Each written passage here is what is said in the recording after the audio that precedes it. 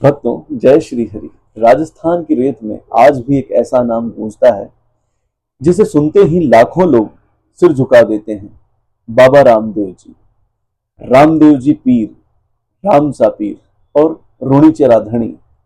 लेकिन आज मैं आपको सिर्फ बाबा रामदेव जी की पूजा की कहानी नहीं सुनाने वाला। आज हम उस बालक की कहानी जानेंगे जिसने बचपन में ही ऐसे से पर्चे दिए कि लोग उसे साधारण बच्चा मानना ही भूल गए।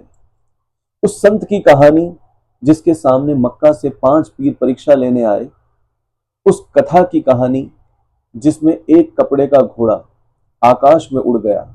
और उस महापुरुष की कहानी जिसकी समाधि आज भी एक ऐसी जगह है जहां जाति और धर्म का भेद बिल्कुल नहीं किया जाता। तो चलिए शुरुआत करते हैं। कहानी करीब 700 साल पीछे की है। राजस्थान की मरुधरा में तंवर राजपूत परिवार था। पिता थे अजमल जी तंवर और माता थी मैणा दे। राजस्थान सरकार के रामदेव जी पैनोरमा के अनुसार विक्रम संवत 1409 की चैत्र शुक्ल पंचमी को रामदेव जी का अवतरण हुआ। ईसवी गणना में यह लगभग 1352 का समय माना जाता है। रामदेव जी की जन्म तिथि को लेकर लोक परंपराओं में मतभेद मिलते हैं, इसलिए इस बात को स्त्रोत के साथ कहना ज्यादा सही है। भक्त परंपरा में उन्हें भगवान द्वारकाधीश यानी श्री कृष्ण का अवतार मानते हैं। कथा के अनुसार उनके पिता अजमल जी संतान की इच्छा लेकर द्वारका पहुंचे थे और भगवान से पुत्र का वरदान मांगा। कुछ समय बाद उनके घर एक दिव्य बालक का जन्म हुआ जिनका नाम रखा गया रामदेव। भक्तों कहते हैं यह बालक बड़ा ही असाधारण था। एक दिन माता मैणा दे अपने दोनों पुत्रों को दूध पिला रही थी, तभी रसोई में रखा दूध उफनने लगा। बालक रामदेव जी ने उस उफनते दूध को वहीं रोक दिया। दूध बर्तन से बाहर नहीं निकला। माता मैणा दे ने जब यह देखा तो उन्हें पहली बार यह एहसास हुआ कि यह बालक कोई साधारण बालक नहीं है। इसके बाद आता है वह प्रसंग जिसकी वजह से आज भी बाबा रामदेव जी की भक्ति में घोड़े का इतना बड़ा महत्व है। एक दिन छोटे बालक रामदेव ने एक घोड़े को देखा। बाल मन में इच्छा हुई, मुझे भी घोड़े पर बैठना है। उन्होंने माता से घोड़ा मांगा। माता ने समझाया, लेकिन बालक हट तो बालक हट होता है। आखिरकार माता मैणा दे ने दर्जी रूपा को अपने महल पर बुलाया और कहा, मेरे बेटे के लिए एक सुंदर घोड़ा बनाओ। दर्जी ने कपड़े का घोड़ा तैयार किया। दर्जी ने बेईमानी की। उसने अच्छे कपड़े तो बचा लिए और घोड़े के अंदर पुराने कपड़े और कपड़े की गाद को भर दिया। ऊपर से उसे सुंदर बना दिया। अब वह घोड़ा बालक रामदेव जी के सामने पेश किया गया। रामदेव जी उस पर बैठे। जैसे ही बालक रामदेव जी उस घोड़े पर बैठे, लोक मान्यता के अनुसार वह कपड़े का घोड़ा धरती से ऊपर उठ गया और आकाश में उड़ने लगा। सोचिए, एक कपड़े का घोड़ा और उस घोड़े पर बैठा एक छोटा सा बालक, और वो भी आकाश में। माता पिता घबरा गए। दर्जी की बेईमानी सामने आई और जब सच सामने आया तो बालक रामदेव जी ने उस दर्जी को क्षमा कर दिया। यह लीला आज भी लीला घोड़ा की कथा के रूप में याद की जाती है। यही कारण है कि आज भी रामदेव जी के भक्त घोड़े का प्रतीक बाबा को अर्पित करते हैं। आगे चलकर यही बालक समाज के दुखी लोगों का सहारा बनने वाला था।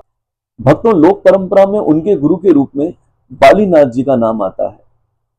गुरु से उन्हें साधना और ज्ञान का मार्ग मिला और फिर कहानी पहुंचती है पोखरण की तरफ, जहां भैरव नाम के अत्याचारी का भारी आतंक था। बताया जाता है लोग उससे बहुत डरते थे। रामदेव जी ने भैरव का सामना किया और लोगों को उसके आतंक से मुक्त किया। भक्तों, अब रामदेव जी की पहचान सिर्फ चमत्कार करने वाले संत की नहीं रही। वे उन लोगों के पास जाने लगे जिन्हें समाज में बराबरी का सम्मान नहीं मिलता। उनकी भक्ति परंपरा में मेघवाल समाज का विशेष स्थान बना और इसी क्रम में डाली बाई की कथा भी आती है। डाली बाई को लोक परंपरा बाबा की धर्म बहन मानती है। यह रिश्ता अपने आप में एक संदेश था। भक्ति में जाति की दीवार नहीं होनी चाहिए। इंसान की पहचान उसकी जाति से नहीं, उसके कर्म और हृदय से होनी चाहिए। बाबा रामदेव जी की कहानी का सबसे बड़ा मोड़ आता है उनकी ख्याति इतनी दूर पहुंच जाती है कि मक्का से 5 पीर उनकी परीक्षा लेने पहुंचते हैं। बाबा ने उनका स्वागत किया, भोजन तैयार हुआ, लेकिन पीरों ने कहा, हम अपने बर्तनों के बिना भोजन नहीं करेंगे। बर्तन कहाँ थे? मक्का में। अब बाबा ने कहा, चिंता मत करो, आपके बर्तन आ रहे हैं। और लोक कथा के अनुसार वे बर्तन मक्का से यहां पहुंच गए। 5 पीर बाबा की शक्ति से प्रभावित हुए। इसी परंपरा से रामदेव जी का एक और नाम प्रसिद्ध हुआ, रामसा पीर।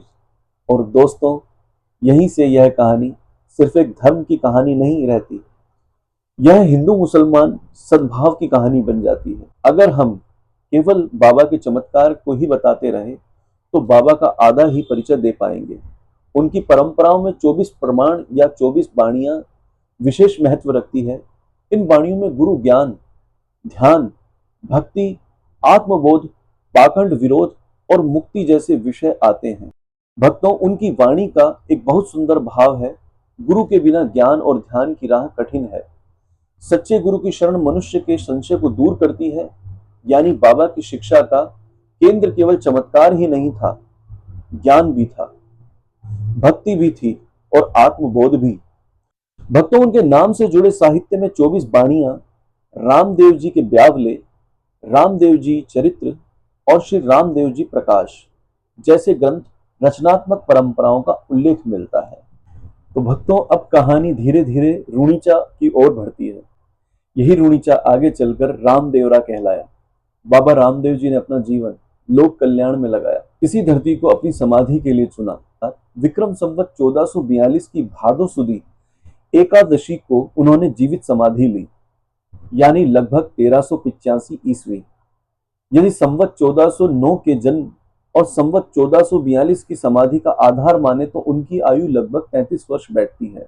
लगभग 33 वर्ष का जीवन, लेकिन प्रभाव ऐसा कि 700 साल बाद भी करोड़ों लोग उन्हें याद करते हैं। और समाधि से ठीक पहले भी एक अद्भुत कथा आती है डालीबाई की। जब उन्हें पता चला कि बाबा समाधि लेने वाले हैं तो डालीबाई भी वहां पहुंची। लोक परंपराओं के अनुसार उन्होंने अपनी समाधि का स्थान पहले ही बताया और जमीन खोदने पर डालीबाई के बताए संकेत आटी, डोरा और कांसी मिलने की कथा कही जाती है। बाबा ने उन्हें वहीं समाधि लेने की अनुमति भी दी और डालीबाई ने बाबा से एक दिन ठीक पहले भादो सुदी एकादशी को समाधि ली। अगले दिन बाबा रामदेव जी ने अपने परिवार और भक्तों को अंतिम उपदेश दिया। लेकिन भक्तों, कहानी यहाँ खत्म नहीं होती। भक्तों की आस्था में बाबा समाधि के बाद भी अपने भक्तों को परिचय देते रहे हैं। रामदेव जी की लोक गाथा में ऐसे अनेक पर्चों की कथाएं मिलती हैं। किसी भक्त की मनोती पूरी होना, किसी संकट में सहायता मिलना, किसी राजा का अहंकार टूटना और किसी दुखी व्यक्ति को बाबा का सहारा मिलना। यानी बाबा के लिए चमत्कार का अर्थ केवल आसमान में उड़ना नहीं था, भक्त के दुख में उसके साथ खड़ा रहना भी था। यही कारण है कि आज रामदेवरा सिर्फ एक समाधि स्थल नहीं है, यह एक जीवित आस्था का केंद्र है। भक्तों, अब इस कहानी का सबसे महत्वपूर्ण सवाल, बाबा रामदेव जी आखिर थे कौन? सिर्फ चमत्कार करने वाले संत या सिर्फ राजस्थान के लोक देवता, सिर्फ रामसा पीर या उससे भी कुछ ज्यादा? शायद यही उनकी सबसे बड़ी पहचान है कि अलग अलग लोग उन्हें अलग अलग रूप में देखते हैं, लेकिन उनके सामने झुकते समय सबकी भावना एक हो जाती है। किसी के लिए वे कृष्ण के अवतारी हो जाते हैं तो वे किसी के लिए पीर बन जाते हैं। इसीलिए उन्हें कोई रामदेव तो कोई रामसा पीर के नाम से जानता है। यह एक ऐसे संत की कहानी है जिसने छोटी सी जिंदगी में इतना बड़ा लोक विश्वास पैदा किया। आज भी राजस्थान की रेत में उनका नाम गूंजता है, रूणीचारा धणी। इसलिए भक्तों, जब अगली बार कोई कहे बाबा रामदेव जी कौन थे, तो सिर्फ इतना मत कहना कि वे राजस्थान के लोक देवता थे। आप कहना वे वह नाम थे जिसे हिंदू ने रामदेव कहा, मुसलमान ने रामसा पीर कहा, गरीब ने अपना सहारा कहा और राजस्थान ने कहा रूणेचारा धणी।